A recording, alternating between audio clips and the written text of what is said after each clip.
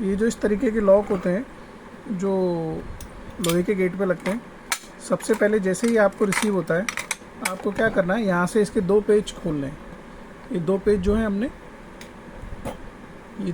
हमने खोल रखे हैं। ये वाले पेज खोलते ही इसका ढक्कन हट जाएगा, ये इस तरीके से आपको दिखेगा। और इसके साथ में एक दूसरा हिस्सा होता है, ये जो वाला हिस्सा है ये हमेशा उस जगह लगता है जहाँ पे गेट मूव करे। कोशिश ये रहती है कि ये हिस्सा मूवेबल वाले पोर्शन पे लगे, कि जहाँ पे गेट मूव हो रहा हो। होता क्या है, बहुत बार ऐसी इसको लगाते कैसे, सपोज करो ये एक गेट का आपका हिस्सा है, इस पर आपको इसे लगाना है। सबसे पहले इसके अंदर से ये निकलता है, इसके साइड में पेच होते हैं, यहाँ से इसको खोलेंगे तो हिस्सा निकलेगा।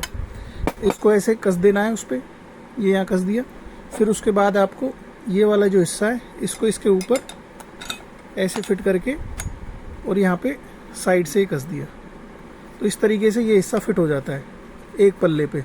ये वो पल्ला है आपके गेट का जो मूव होगा, ऐसे ऐसे जो घूमेगा, क्योंकि इसका घूमना ज़रूरी है क्योंकि इसमें वायर नहीं होता, तो इसलिए घूमेगा तो अच्छी बात है। और दूसरा हिस्सा जहाँ जो फिक्स रखना है उस पर ये लॉक लगाना है। उसको कैसे लगाना है वो देखते हैं। इसको लगाने के लिए इसके एक बाहर एक ड्रम आता है, ये ड्रम। तो ये ट्रिकी पार्ट होता है कि इस ड्रम से ये कैसे खुलेगा। उसके लिए उसके साथ एक ये डायग्राम आता है जिसमें ये लिखा होता है कि कितनी दूरी पे ये बीच वाला होल काटना है। ये 4 स्क्रू से सेंटर लेके और यहाँ पे जो है आप ये इसका सेंटर का होल काट सकते हैं। होल कितना बड़ा होना चाहिए, वो होल जो होना चाहिए आपका इसके बराबर होना चाहिए। यूजुअली 28 mm से 32 mm तक के होल में ये फिट हो जाता है। और उसके बाद ये जो कवर होता है वो हम इसके बाहर लगा देते हैं, ताकि यदि होल थोड़ा छोटा बड़ा हो गया होगा तो ये इससे इसके अंदर छिप जाएगा। और ये जो पत्ती है ये ऐसे सीधी आती है, कुछ लोग इसको ऐसा करके लगाने की कोशिश करते हैं, बिल्कुल नहीं। और इस पत्ती में कभी भी यहाँ चाबी नहीं लगानी है जब तक कि पूरा लॉक फिट नहीं हो जाए। यदि आपने इसमें पहले चाबी लगा दी तो क्या होगा कि फिर वो लॉक आपका अनलॉक कंडीशन में रहेगा और चाबी निकालने से अनलॉक होता जाएगा, मतलब लॉक काम ही नहीं करेगा। और ये पत्ती ऐसे रहनी है। आप दोनों की पोजीशन देख लीजिए, ये ऐसे वर्टिकल है और ये पत्ती ऐसे है। ये यहाँ आगे से नहीं दिखता है तो ये स्क्रू की पोजीशन इसके 90 डिग्री है बिल्कुल। ये पत्ती ऐसे रहनी है। उसके बाद आपको क्या करना है, ये इस साइज का होल, यदि ये आपका गेट है तो आपने जैसे इसमें साइज का होल बनाया, ये ऐसे बीच के अंदर ये आपके ये आ जाएगा। इन दोनों के बीच में आप देखेंगे आ गया। यानी आपके गेट की मोटाई जो एटलीस्ट होनी चाहिए वो 1 इंची से ज़्यादा होनी चाहिए, ताकि ये पूरा ड्रम जो है आपके गेट की मोटाई में फिट हो जाए। ये जो आप देख रहे हो ना, ये ड्रम जो है ये उसमें फिट हो जाए। एटलीस्ट 1 इंची का होना चाहिए। यदि 1 इंची से पतला आपका गेट है तो आपको लोहे का कुछ अरेंजमेंट लगाना पड़ेगा, ताकि इसकी मोटाई जो ये गेट की मोटाई है इतनी 1-1.5 इंची या 2 इंची के आसपास ले आओ। कम से कम 1 इंची तो चाहिए ही चाहिए। जब इसको फिट कर लेंगे, इसका होल काट लेंगे, तो इसके साथ में ये एक पीछे लगाने की पत्ती आती है। इस पत्ती को आप जो है इस तरीके से दोनों के बीच में, गेट के और इसके बीच में आप इसको लगाते हो।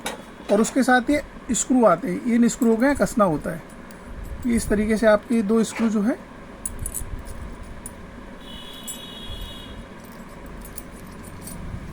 और ये जो आपका एडजस्टमेंट आपकी गेट की मोटाई के हिसाब से एडजस्ट होते हैं। आपकी गेट की मोटाई यदि 1-1.5 इंची है तो आप इतना करिए, बाकी का स्क्रू पहले काट दीजिए नाप तोल करके कि कितना स्क्रू आपको रखना है।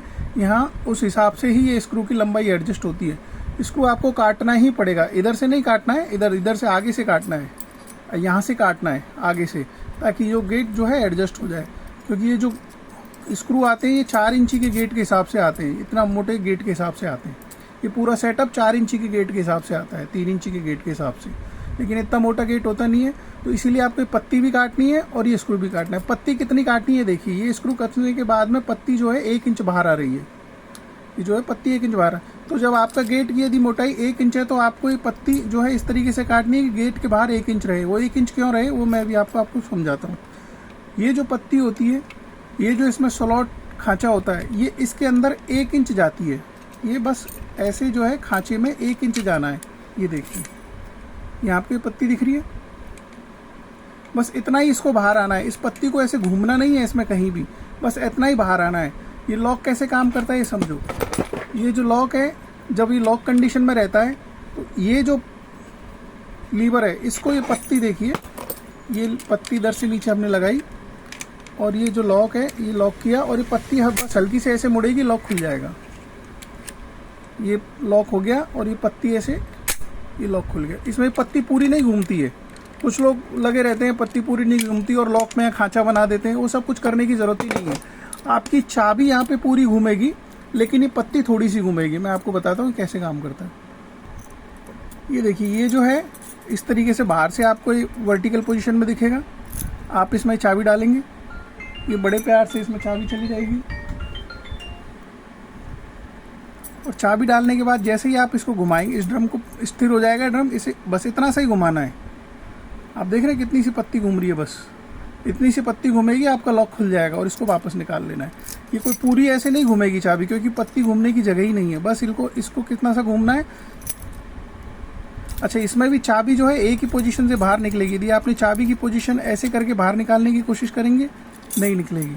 ऐसे करके एक ही पोजीशन है, वर्टिकल पोजीशन है, जिसमें जो है चाबी बाहर आएगी और किसी पोजीशन में चाबी बाहर नहीं आएगी। तो इस तरीके से ये याद रखना है। कुछ लोग क्या लगे रहते हैं कि ये चाबी पूरी नहीं घूम रही, वो पूरी घूमने के उसमें नहीं पड़ना है, सिर्फ अपन को ये हल्का सा घुमाना है। दूसरा एक और डाउट होता है कि ये अंदर से लॉक घूमता है तो चाबी पूरी घूमती है और लॉक अनलॉक नहीं होता। इस चाबी का जो मतलब है सिर्फ इतना सा है कि ये जो पुश बटन है इसको लॉक अनलॉक करना, क्योंकि पुश बटन से बाय डिफ़ॉल्ट लॉक खुल जाता है।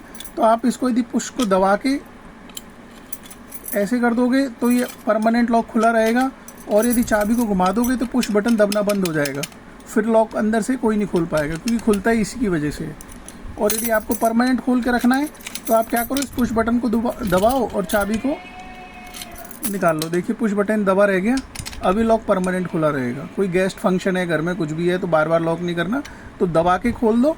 और यदि रात को लॉक करना है कि अंदर से कोई ना खोल पाए तो बस आप जो है ऐसे ही इसको जो है ऐसे ही लॉक कर दो। अब ये दबेगा नहीं, ये आपने ये लॉक कर दिया। अब ये पुश बटन दबेगा नहीं तो लॉक खुलेगा नहीं। तो ये चीज़ आपको ध्यान रखनी है। इस तरीके से पूरा फिट होने के बाद में आप इसको वापस से ऐसे ही पैक कर सकते हो।